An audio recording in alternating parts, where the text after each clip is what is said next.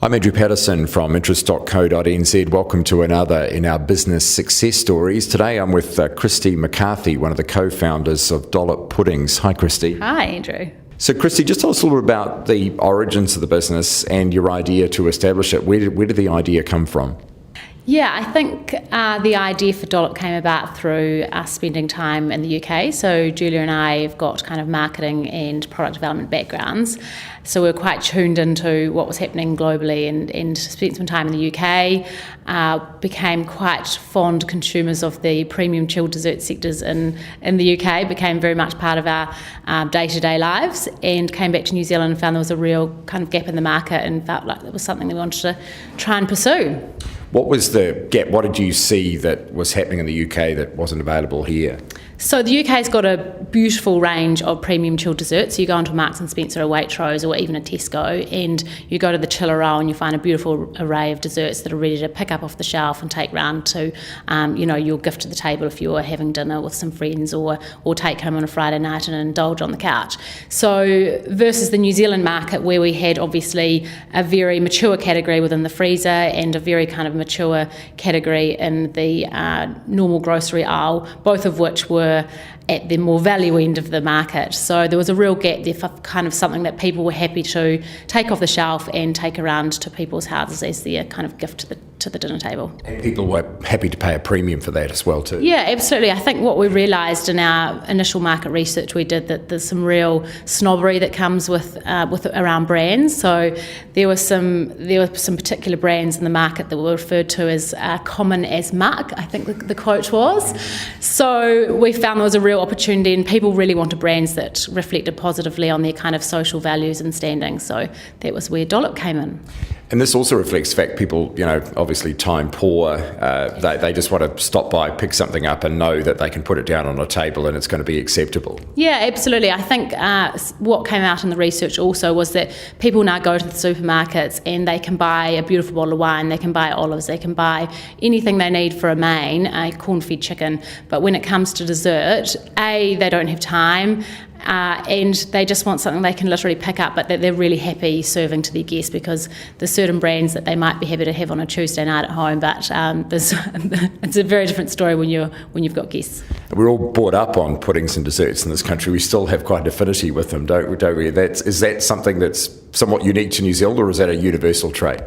No, I think certainly looking back on the UK, there's a real love for puddings, and I think what's changed in New Zealand is that we've lost the art of baking at home because we're time poor, as you said, and also because we've kind of become a bit more conscious about what we do with our bodies. So I think that the idea is that when we're time poor, we just want to grab something and eat it at home, and we don't have time to do that in our day-to-day lives. So. What about the business model itself? Because you use I guess it's a virtual business model. You maintain some parts of it, other parts you contract out. So how did you go about structuring the approach? Yeah, sure. So myself and my business partner, Julia Crownshaw. So Julia looks after the product development side and all the kind of manufacturing and operations in our little bakery. So that's what Julia looks after. I look after the sales, marketing and finance side, and then outside of that we outsource a lot of our other functions. So we've kind of kept the bits that we specialise in, and the idea is that we want to focus on growing the business and looking after the brand and creating new products, doing what we do well, and that we maybe give up some of the other bits that other people might be better at, essentially. So this is another one of these kind of virtual business models where you maintain some aspects and the rest is contracted out. What about the maintenance of integrity of the product? Because that's always the issue that comes to the fore with that sort of approach. Absolutely, yes. It was something we were very conscious of when we kind of went to the guys that make it for us. They are amazing. Julia's got a very, very strong interest and involvement in that side of the business. So we have kind of weekly meetings, weekly catch up. We've got a lot of processes in place to make sure we do continue to deliver on a very high quality product that's kind of reflective of what people expect from Dollop. So yeah, we're really happy with that side of the business. Obviously this is a highly competitive space, FMCG. How do you make enough noise for people to pay some attention to your product? Well, I think in terms of how do we get onto the shelf, I think we had a real point of difference, and when we talked to the, your delis and the supermarkets, they got that, they saw there was an opportunity, they saw it was something that was really missing in the market, and we'd really done our homework. So the supermarkets were incredibly supportive of Dollop right from day one, which we're very grateful for. But I think it came about because we'd really done our homework and developed a proposition that really filled that gap in the market. So is point of sale important for you? Yeah, always a challenge when you're in the chiller aisle. It's something that's not particularly easy to execute. I think our point of sale is our packaging, really. So we've had some fantastic feedback on our packaging. We've won a couple of awards for it, and I think it's done a really strong branding job for us and really told the story. So we've really relied on our packaging as a kind of really core communication platform, I suppose, for the brand. Many of your competitors obviously have got very big, large marketing budgets, which wouldn't be the same in your case. So how do you get the attention when you're dealing on the marketing side? Yeah, we've been very fortunate to have a lot of exposure via PR and things. Julie's been on New Zealand's Hottest Home Baker, which has been a nice little win for us and created some nice credibility for the brand. I think the key for us, though, is even if you handed us a $3 million cheque tomorrow, we wouldn't go and make a big advertisement to put on TV, because that's just not what the Dollop brand's about. So we are about craft, and we are about traditional baking techniques and things like that. So we would always do, our marketing strategy would always be something that kind of fits with the brand positioning. So it's an artisan product. Absolutely, it is an artisan product, and that we want to really hold on to that, and that theme needs to travel right throughout your whole marketing, from your branding to your packaging to your ingredients to everything. So. And what about social media? Using social media strategies at all in the business? Yeah, I don't think you can ignore social media, and it is something that as a small business is kind of readily available and perhaps more cost effective than some other channels. So we are embracing it. We've got quite an active Facebook page and got some really strong followers on there, and it's a really nice feedback platform for us in terms of kind of what people are saying about a brand and what people might want in the future and things like that. So we could certainly do a bit more in the space, but no, we're really happy with some of the feedback we've had. Aside from the less glamorous parts of running a business, cash flow, debtors collection, how do you deal with those particular functions? Yeah, it's a really interesting one. I think one of the key learnings starting a small business is that you're no longer a specialist. So Julia and I obviously came from our specialist backgrounds, and we've become very much generalists in many different areas of operating a business. And the financial side was certainly one area that neither of us had a really strong background in. So cash flow is very much a core part of our business, and we have we look at it every day. We continually update it, and it's something that really, when people say cash is king, it's the biggest cliche, but it's absolutely true.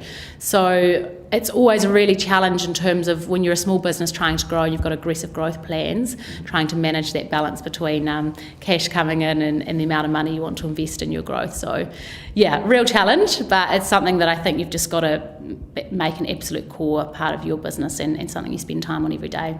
Talking about growth, what sort of growth targets have you set for the business in the future? No, look, we've got a huge opportunity still to go in the New Zealand market, so we're chasing that.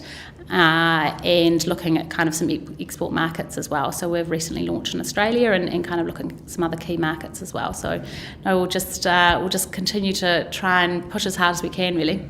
So with the shelf life of the product, it's sufficient to be able to look at markets like Australia or even further afield? Yeah, Julia's done some very clever work on shelf life, and we've come a long way in terms of our original shelf life on our product. So it's now as an option for us. So yeah, world's your oyster, really. And then you get to this issue of scaling the business up, because if one of the Coles or one of the big Australian supermarket chains comes to you and wants about 4 or 5 containers tomorrow, then how do you deal with that scaling issue? Yeah, it is an interesting one. We've obviously done all the work around that, so we know exactly where we're at in terms of our current manufacturing position and where we could get to, and we've got plans in place to go beyond that if that came about. So we're certainly in a very comfortable position at the moment in terms of our capacity. We've got a long way we can go in our current situation, and we've kind of got plans in place for if it goes beyond that. So yeah, I think it's just making sure you've got the plans in place that match kind of where you're trying to go. What about in the innovation and product development space? I imagine you get a lot of interactive feedback from customers saying, "Can you do this? Can you look at that?" How do you decide, what to add to the category and to the product lineup? Yeah, I think it's a real mixture of obviously technically what we can do, you need to bring into account all the boring things like shelf life and costs and things like that.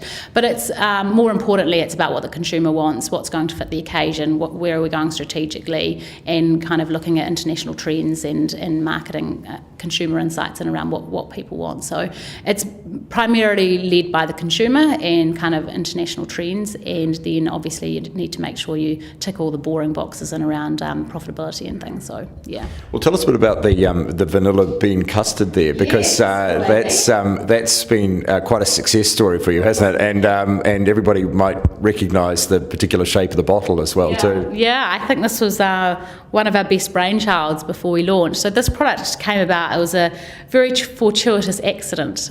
We were doing some market research. We'd crashed a dinner party and we'd served up a load of our desserts, and Julia decided at the last minute to whip up a creme anglaise to go with them, and everyone just raved about the creme anglaise. It was the first thing to go, so we decided to launch it, and I think it was Julia that said one day, how awesome would it be if we could do it in an old-fashioned glass milk bottle. So probably if there were bean counters running this business, we wouldn't have gone forward with it, but we just thought it was so evocative and emotive, and it just captures everything that we wanted to communicate about the Dollop brand. So people literally grab it, they plonk it on the table, and it's great word of mouth for us. So everybody feels very much at home. A little bit of nostalgia there as well too.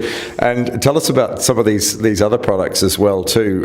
This is the apple and blackberry. Yeah. So this range came about. We found that our compote, which is a really beautiful thick raspberry and boysenberry sauce, which we designed to go on desserts and things, we got a lot of feedback on Facebook and things saying people were having it on their breakfast cereal, on their porridge, and all sorts of things, making smoothies with it. So that kind of led us down the path that maybe there's an opportunity for a good old-fashioned poached fruits that people could use every from breakfast through to dessert. So that's where the idea for the Gourmet Fruits came about. The rhubarb and raspberries certainly been a massive hit. That's that kind of reminiscing of rhubarb from the good old days. So that's been a really great seller, and the other two have done well as well. So I don't mind admitting I'm a big fan of the chocolate molten pots because you basically put them in the microwave and put a large dollop of ice cream and away you go. Yeah, good use of the word dollop.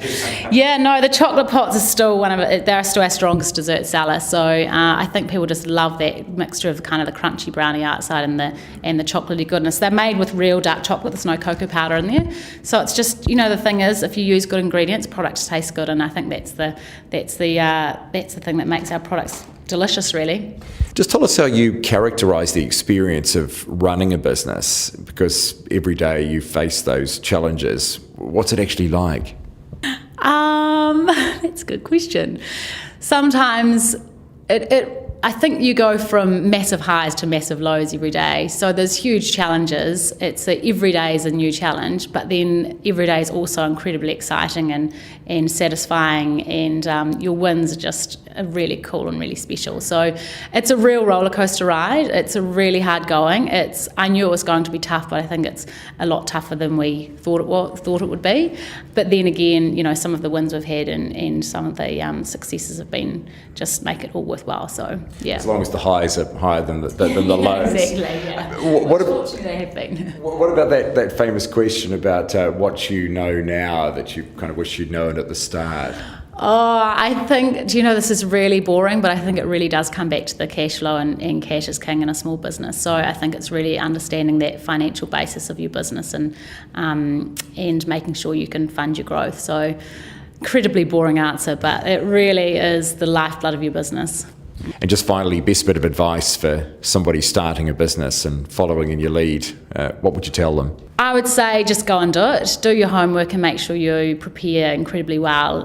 But you know what? Just go and give it a go, because it's going to be tough, but what have you got to lose? Well, Christie, this is a business that appeals to every sweet tooth lover, and put myself in that category as well. But it's great to see you've found a niche and a gap in that market that clearly wasn't being filled, and you see obviously plenty of potential to keep filling it. Yeah, absolutely. I think we can't have enough sweet goodness in our lives, so everyone eat up.